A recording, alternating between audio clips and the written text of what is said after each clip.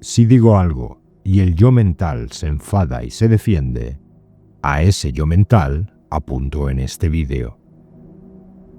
Esto no va de tus creencias religiosas, políticas o de cómo mejorar el mundo. Va de ver al que necesita creer y con eso no te dejas simplemente ser. No todos lo aceptarán ni lo entenderán. No es espiritualidad, ni religión, ni autoayuda, ni bienestar. No va de bien o mal, va de ver. Para situarnos desde el principio, leeré 55 citas y enseñanzas de Jiddu Krishnamurti y Ramana Maharshi, directas al yo mental que sigue buscando, golpes al supuesto buscador espiritual. Krishnamurti lo reducía a un gesto simple y directo: observar lo que es, dentro y fuera, sin la traducción de la mente. Es decir, observar sin pensamiento, sin un yo ocupando el centro. ¿Es posible mirar sin un punto de vista que se apropie de todo? Ramana Maharshi dijo que sí, y dejó la llave bajo el felpudo de una sola pregunta: ¿quién soy yo? No para encontrar algo nuevo, sino para ubicar a quien se cree el observador. Puede que no lo encuentres, quizá temes levantar la alfombra, y ese supuesto observador se deshaga y la mente colapse, como ante un koan zen. Si intentas pensarlo, se te escapa. Cuando lo ves, ya no necesitas pensarlo. Comenzamos.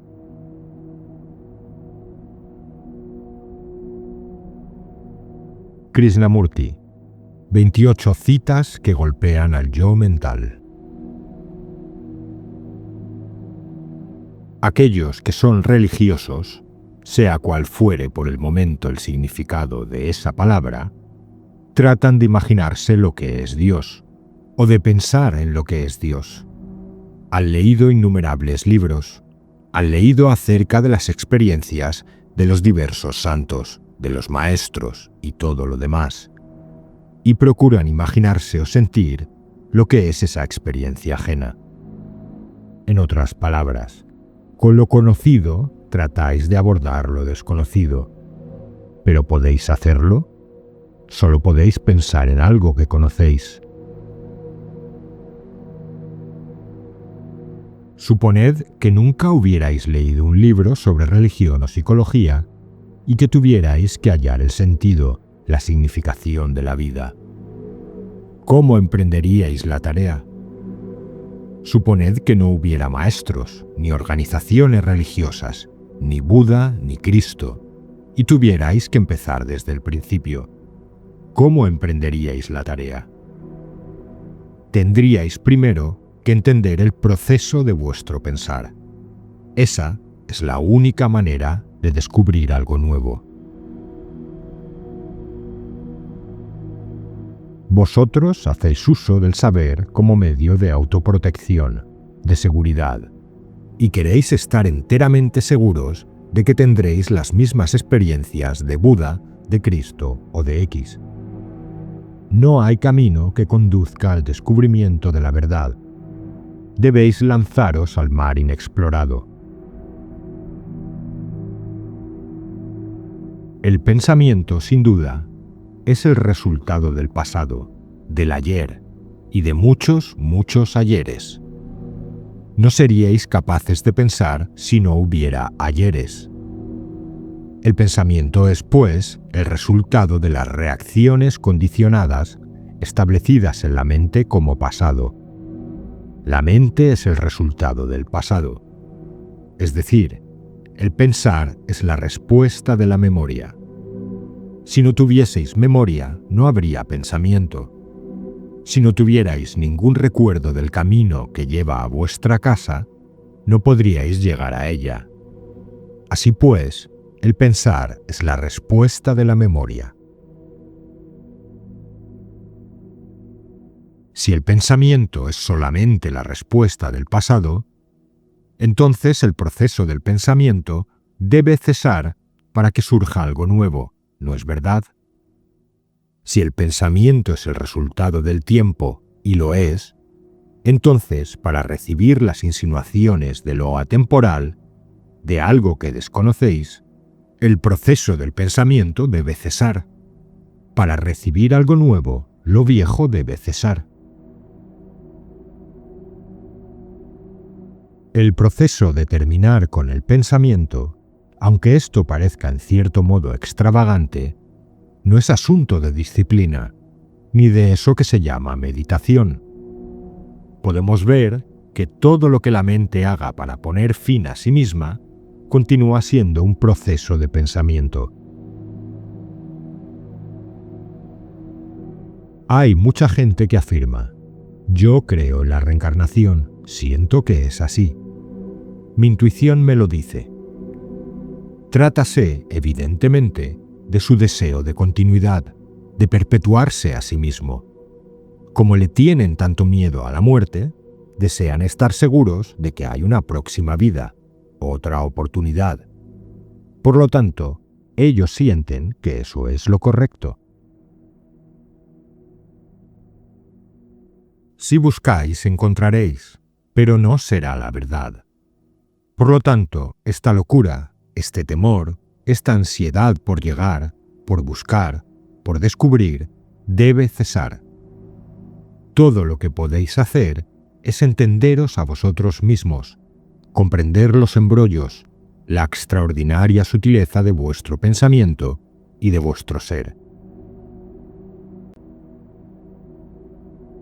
Sin conocerse a uno mismo, no hay posibilidad real de investigar qué es lo verdadero, lo que tiene significación, cuáles son los justos valores en la vida. Si uno no se conoce a sí mismo, no puede ir más allá de las ilusiones proyectadas por la propia mente.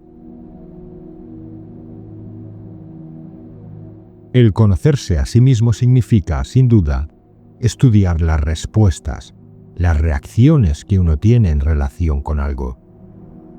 Uno no puede conocerse a sí mismo aislándose. Eso es un hecho evidente. Podéis retiraros a una montaña, a una caverna, o ir en pos de una ilusión a orillas de un río. Pero si uno se aísla, la vida de relación resulta imposible. Y el aislamiento es la muerte. Solo en la convivencia puede uno conocerse a sí mismo tal como es. Yo no ataco las creencias.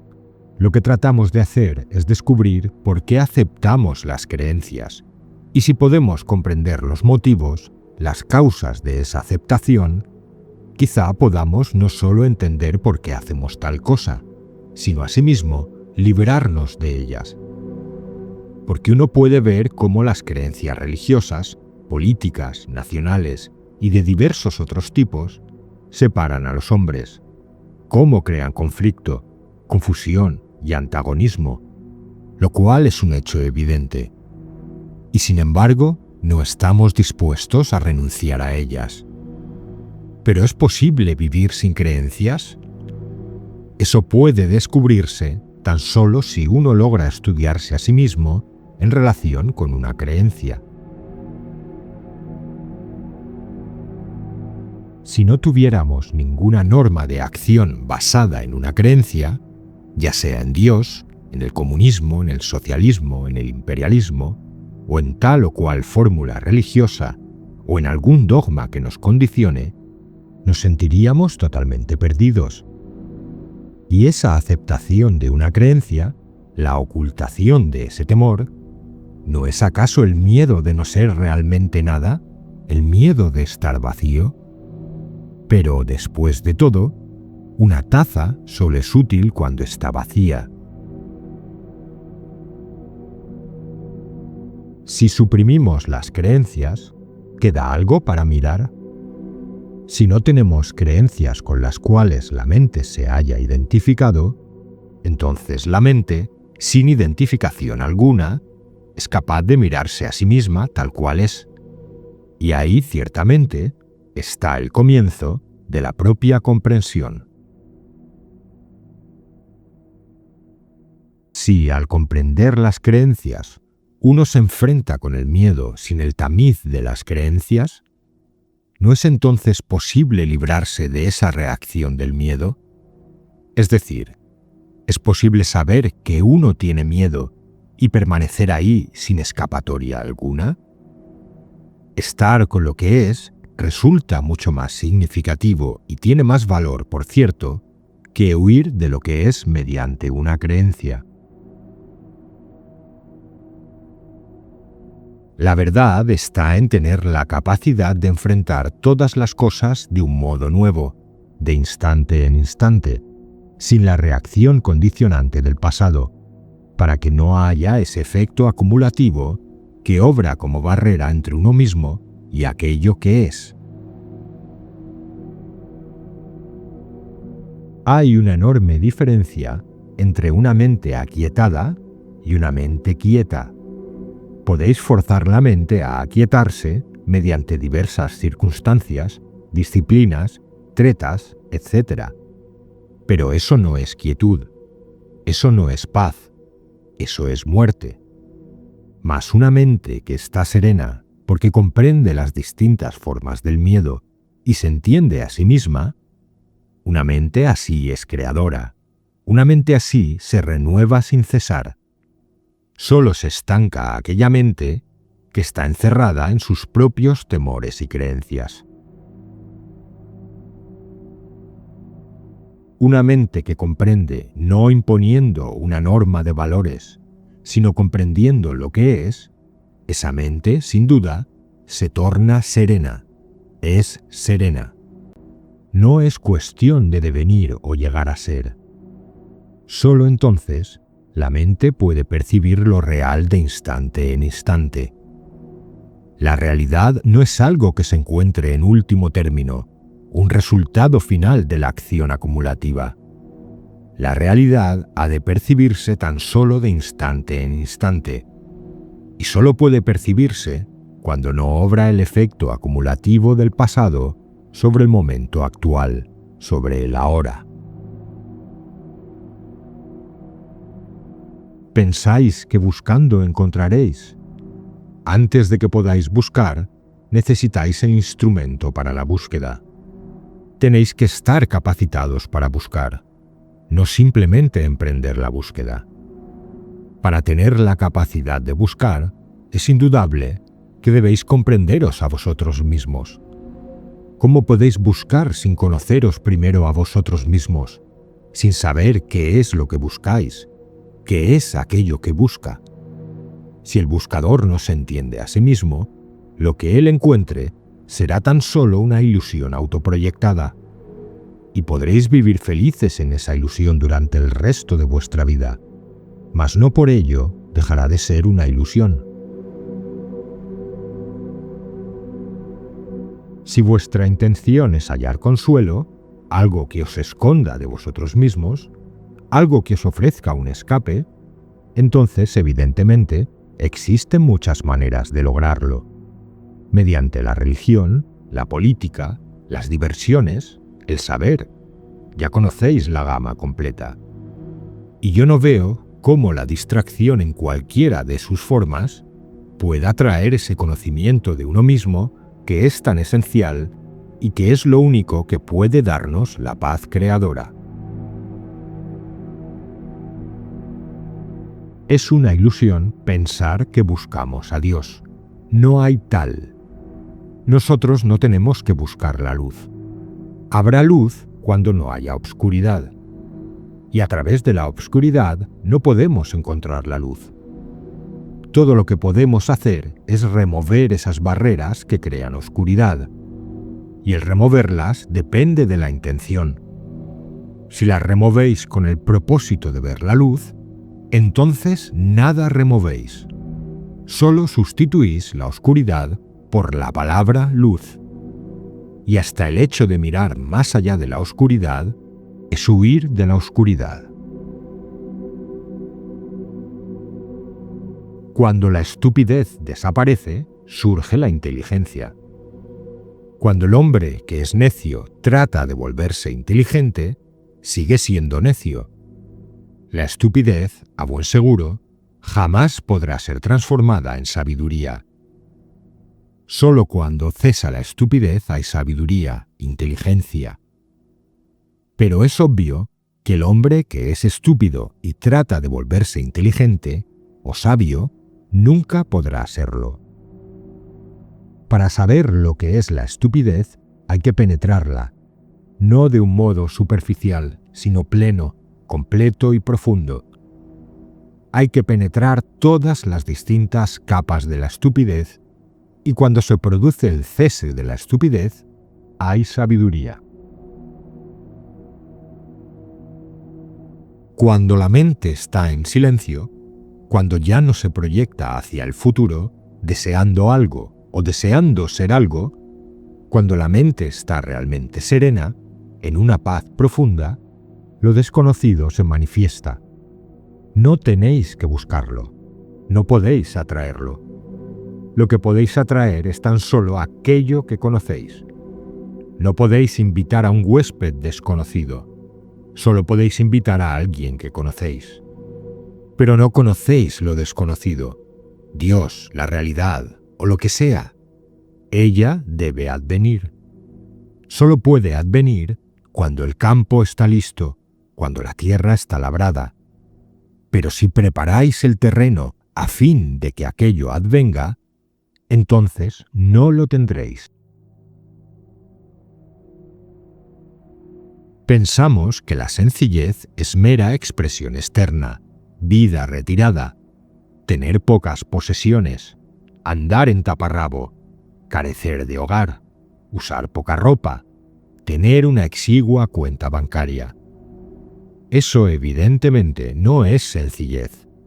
Eso es mero exhibicionismo. La sencillez no es mera adaptación a un modelo. Se requiere mucha inteligencia para ser sencillo, y no simplemente amoldarse a cierto modelo por meritorio que él sea en su aspecto externo. Por desgracia, casi todos empezamos por ser sencillos en apariencia, en las cosas externas. Es relativamente fácil tener pocas cosas y estar satisfecho con ellas, contentarse con poco y hasta compartir ese poco con los demás. Pero una mera expresión externa de sencillez en las cosas, en las posesiones, no implica sencillez en el fuero íntimo. Creemos que seremos sencillos viviendo retirados. Muchos santos, muchos instructores, han renunciado al mundo. Y me parece que tal renunciación, por parte de cualquiera de nosotros, no resuelve el problema.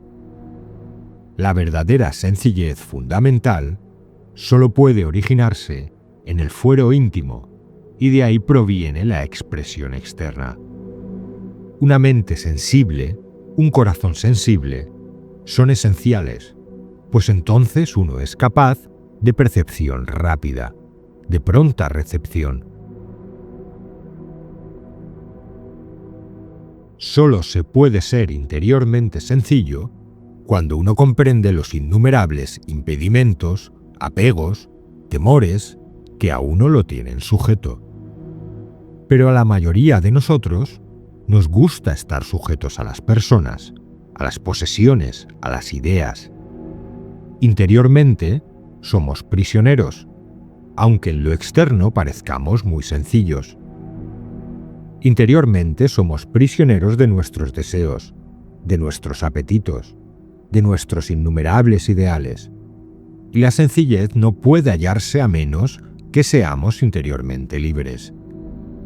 Ella, por lo tanto, ha de empezar primero en lo interno, no en lo exterior. Cualquier forma de compulsión o disciplina autoritaria, impuesta por el gobierno, por uno mismo, la religión, por el ideal de realización, etc., cualquier tipo de conformidad contribuye a la insensibilidad, a que no seamos interiormente sencillos.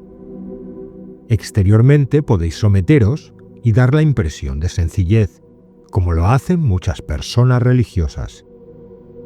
Ellas practican diversas disciplinas, ingresan a distintas organizaciones, meditan de una manera especial, etc. Todo lo cual les confiere una apariencia de sencillez. Pero tal conformidad a disciplinas no contribuye a la sencillez. Al contrario, cuanto más reprimís, cuanto más sustituís, cuanto más sublimáis, menos sencillez existe. El hombre espiritual no es en realidad el que viste una túnica o un taparrabo, el que come tan solo una vez al día, o el que ha hecho innumerables votos de ser esto y de no ser aquello, sino aquel que es interiormente sencillo, aquel que no está convirtiéndose en algo. Una mente así es capaz de extraordinaria receptividad, porque no tiene barreras, no tiene miedo, no va en pos de nada. Ella es, por lo tanto, capaz de recibir la gracia, de recibir a Dios, la verdad o como os plazca llamarle. Pero la mente que persigue la realidad no es una mente sencilla. La verdadera libertad no llega mediante el esfuerzo. Este nunca puede traer libertad. El esfuerzo puede traer tan solo sustitución, supresión o sublimación, pero ninguna de esas cosas es libertad. La libertad solo llega cuando ya no hay esfuerzo por ser algo. Entonces la verdad de lo que es actúa, y eso es liberación.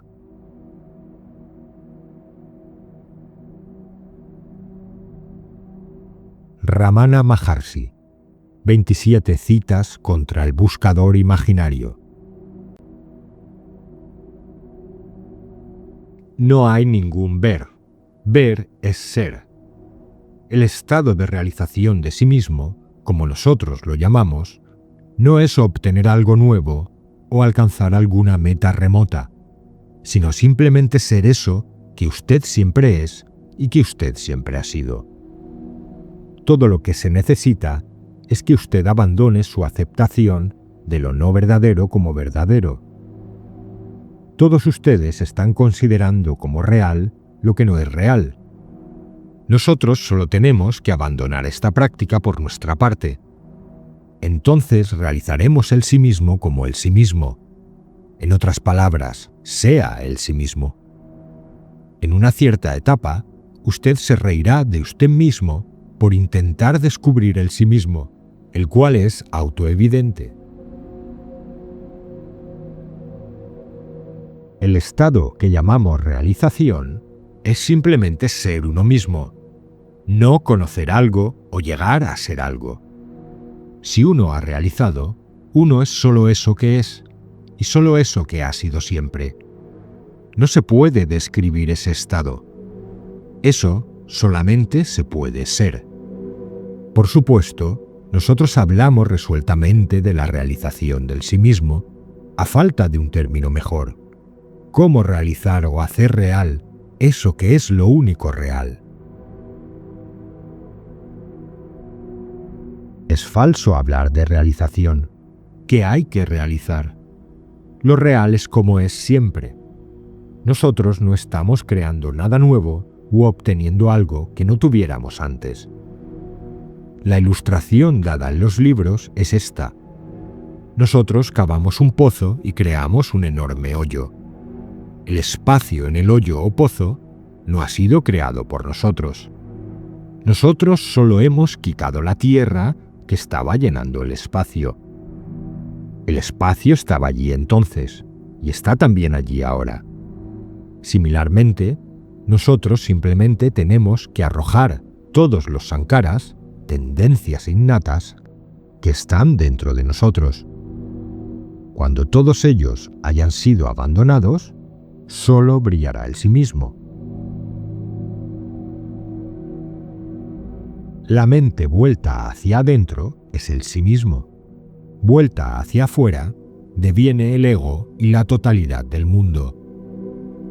El algodón convertido en diferentes vestidos, nosotros lo llamamos por diferentes nombres. El oro convertido en diferentes ornamentos, lo llamamos por diferentes nombres. Pero todos los vestidos son algodón y todos los ornamentos son oro. El uno es real, los muchos son meros nombres y formas, pero la mente no existe aparte del sí mismo, es decir, no tiene ninguna existencia independiente. El sí mismo existe sin la mente jamás sin el sí mismo. No hay ningún alcanzar el sí mismo. Si el sí mismo tuviera que ser alcanzado, ello significaría que el sí mismo no está aquí y ahora, y que todavía hay que obtenerlo. Todo lo que se obtiene alguna vez se perderá otra, de modo que será impermanente. Lo que no es permanente no merece ningún esfuerzo. Así pues, digo que el sí mismo no se alcanza. Usted es el sí mismo. Usted es ya eso. Existencia es lo mismo que felicidad, y felicidad es lo mismo que ser. La palabra mukti, liberación, es tan provocativa. ¿Por qué debe uno buscarla? Uno cree que hay esclavitud y por lo tanto busca la liberación. Pero el hecho es que no hay ninguna esclavitud, sino solamente liberación. ¿Por qué la llamamos por un nombre y la buscamos? No hay ninguna meta que alcanzar. No hay nada que obtener. Usted es el sí mismo. Usted existe siempre. No puede predicarse del sí mismo nada más excepto que existe. Ver a Dios o el sí mismo es solamente ser el sí mismo o usted mismo. Es como un hombre que está aquí en Ramana Ramán preguntando cuántos caminos hay para llegar a Ramana Ramán y cuál es el mejor camino para él. A menos que los sankaras, tendencias mentales innatas, cesen de existir, siempre habrá duda y confusión. Todos los esfuerzos se dirigen a destruir la duda y la confusión. Para hacerlo, deben cortarse sus raíces. Sus raíces son las tendencias mentales innatas. La mente no puede matarse a sí misma. Así pues, su trabajo es encontrar la naturaleza real de la mente. Entonces usted sabrá que no hay ninguna mente.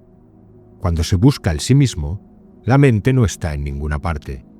Morando en el sí mismo, uno no necesita preocuparse de la mente. A menos que usted exista, usted no puede hacer preguntas. Así pues, usted debe admitir su propia existencia. Esa existencia es el sí mismo. Está ya realizado. Por lo tanto, el esfuerzo por realizar resulta solamente en darse cuenta de su presente error, que usted no ha realizado su sí mismo. No hay ninguna realización nueva. El sí mismo deviene revelado. El gurú dirá solamente lo que yo estoy diciendo ahora. Él no le dará a usted nada que no tenga ya. Es imposible que alguien obtenga lo que no tiene ya. Inclusive si obtiene alguna cosa tal, se irá como vino. Todo lo que viene se irá. Solo quedará lo que siempre es. El gurú no puede darle a usted nada nuevo que usted no tenga ya. La supresión de la noción de que usted no ha realizado el sí mismo es todo lo que se requiere. Nosotros somos siempre el sí mismo, solamente que no lo realizamos. No hay realización ninguna que deba ser alcanzada. Lo real siempre es lo que es. Solo existe lo que hemos hecho. Somos nosotros quienes hemos realizado lo irreal, tomándolo por real. Lo único que tenemos que hacer es abandonarlo. Eso es todo lo que hay que hacer. Es cierto que vamos a hacer lo que tenemos que hacer. pero podemos estar libres de alegrías y penas al hacerlo, libres de los placeres y los contratiempos que ese trabajo proporciona al no identificarnos con el cuerpo que lo hace. Cuando realizas tu verdadera naturaleza y sabes que no estás realizando acción alguna, puedes librarte de las consecuencias del trabajo que el cuerpo esté realizando conforme a su destino o a las acciones pasadas o al plan divino, lo llames como lo llames. Tú eres siempre libre y no hay ninguna limitación de esa libertad. Yo no enseño solamente la doctrina ajata, apruebo todas las escuelas.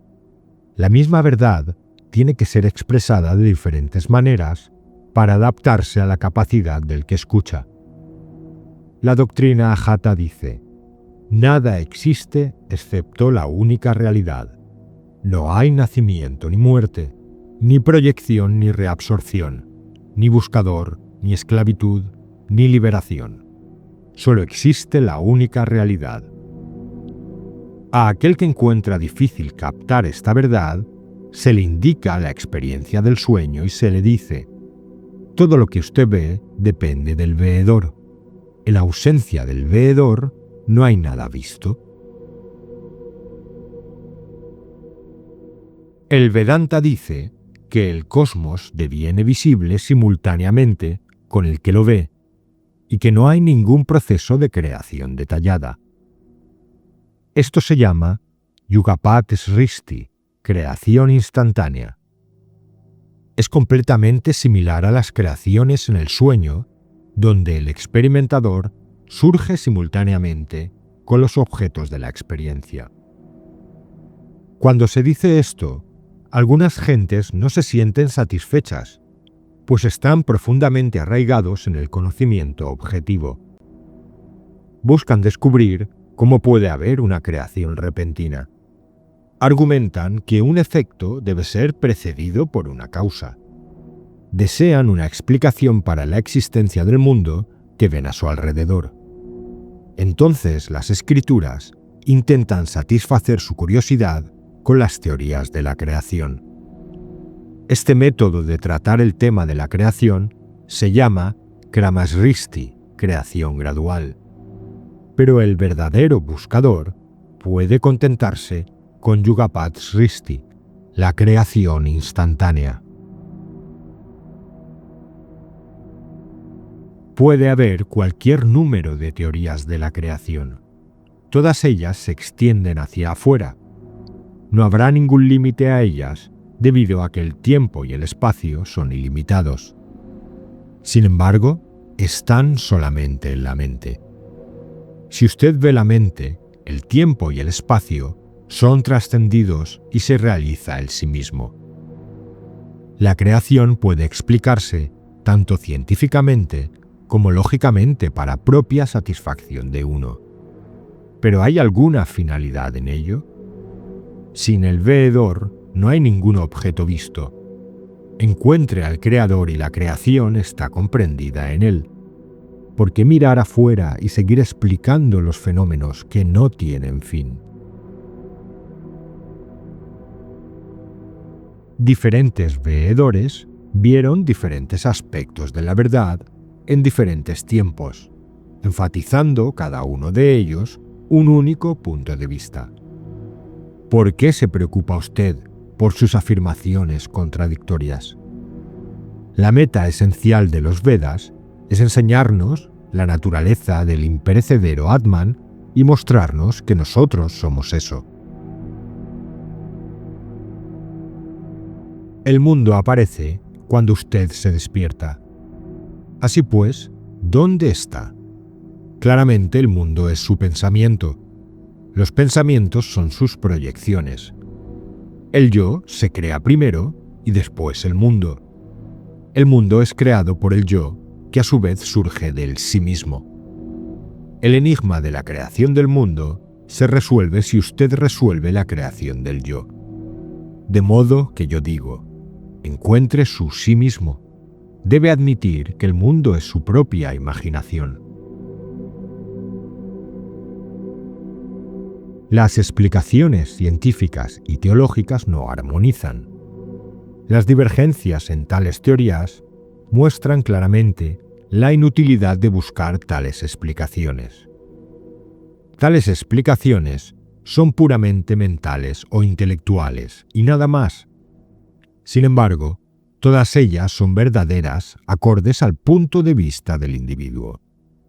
No hay ninguna creación en el estado de realización. Cuando uno ve el mundo, uno no se ve a sí mismo. Cuando uno ve el sí mismo, el mundo no se ve. Así pues, vea el sí mismo y dése usted cuenta de que nunca ha habido ninguna creación. Sankara fue criticado por sus puntos de vista sobre Maya sin ser comprendido. Dijo que Brahman es real, que el universo es irreal y que el universo es Brahman. Él no se detuvo en el segundo paso, debido a que el tercero explica los otros dos. Significa que el universo es real si se percibe como el sí mismo, e irreal si se percibe separado del sí mismo. De aquí que Maya y realidad son uno y lo mismo. En el nivel del buscador espiritual, usted tiene que decir que el mundo es una ilusión. No hay ninguna otra vía. Cuando un hombre olvida que él es Brahman y se engaña a sí mismo, inmerso en el pensamiento de que él es un cuerpo en el universo, el cual está lleno de cuerpos que son transitorios, y se afana bajo esa ilusión, usted tiene que recordarle que el mundo es irreal y una ilusión. ¿Por qué? Porque su visión, la cual ha olvidado su propio sí mismo, está morando en el universo externo material. No se volverá hacia adentro en introspección, a menos que usted le inculque que todo este universo externo y material es irreal. Una vez que se dé cuenta de su propio sí mismo, sabrá que no hay nada más que su propio sí mismo y llegará a mirar el universo entero como Brahman. No hay ningún universo sin el sí mismo. Mientras un hombre no ve el sí mismo, el cual es el origen de todo, sino que mira solamente al mundo externo como real y permanente, usted tiene que decirle que todo este universo es una ilusión. Usted no tiene más remedio que hacerlo. Tome un papel. Nosotros solo vemos el escrito y nadie repara en el papel sobre el cual el escrito está impreso. El papel está aquí, bien sea que el escrito sobre él esté aquí o no. Para aquellos que miran el escrito como real, usted tiene que decir que es irreal, una ilusión, puesto que se apoya sobre el papel. El sabio mira a ambos, papel y escrito, como uno.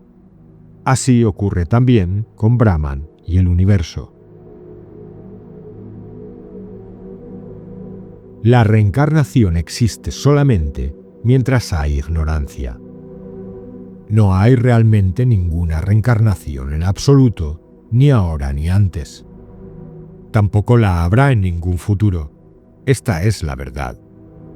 ¿Conoce usted la vida presente para que usted quiera conocer la pasada? Encuentre la presente, entonces el resto seguirá por sí solo. Incluso con nuestro limitado conocimiento presente, usted sufre enormemente. ¿Por qué quiere cargarse a usted mismo con más conocimiento? ¿Es para sufrir más? Cuando se ve a través de la visión del supremo espacio del sí mismo, la ilusión de haber nacido en este falso mundo, semejante a un espejismo, se encuentra que no es nada más que la egoística ignorancia de identificar un cuerpo como yo.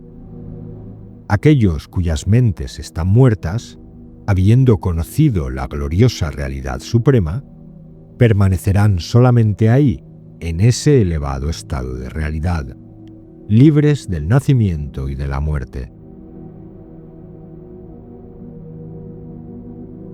Usted no sabe lo que usted era antes del nacimiento, y sin embargo, usted quiere saber lo que usted será después de la muerte. ¿Sabe usted lo que es usted ahora?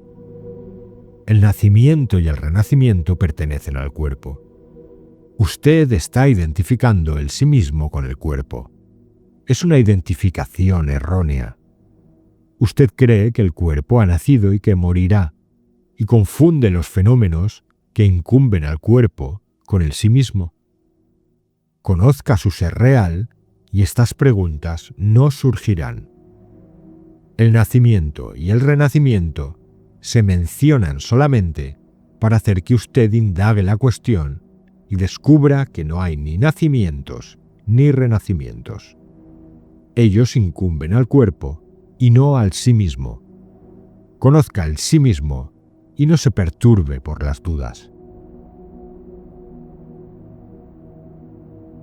No hay ni pasado ni futuro. Hay solamente el presente. Ayer fue el presente para usted cuando usted lo experimentó. Y mañana será también el presente cuando usted lo experimente. Por lo tanto, la experiencia tiene lugar solamente en el presente. Y más allá de la experiencia, no existe nada.